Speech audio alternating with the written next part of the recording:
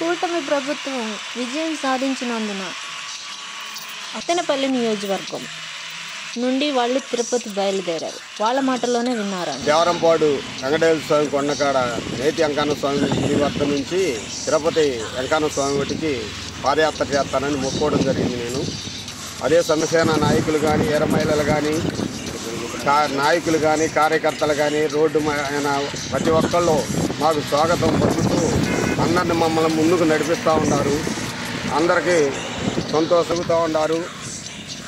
కోరిస్పాడు మండల జన సైనికులకు కానీ తెలుగుదేశం వాళ్ళకి కానీ బీజేపీ వాళ్ళకి కానీ అందరికీ పేరు పేరున రాజుపాలెం మండల అధ్యక్షులు తోట నరసయ్య గారు, సేదారి రమేష్ మరియు 9 మంది సభ్యులు శనివారం బయలుదేరి సోమవారం బొడ్డువానిపాలెం గ్రామంలోకి ప్రవేశించిన సందర్భంగా కోరిసపాడు మండల జనసేన మరియు బీజేపీ నాయకులు వారిని స్వాగతించి అభినందించారు.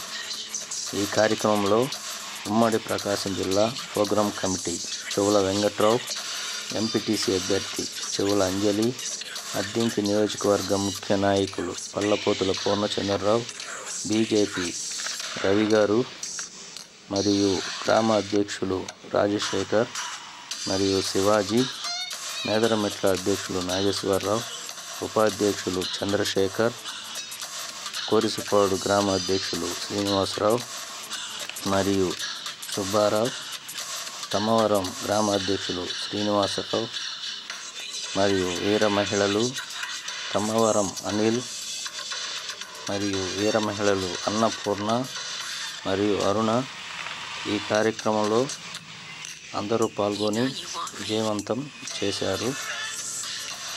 ముఖ్యంగా ఈ కార్యక్రమంలో పాల్గొని వారికి మన కూటమి తరపు నుంచి స్వాగతం మరియు సత్కారం చేయడం జరిగింది.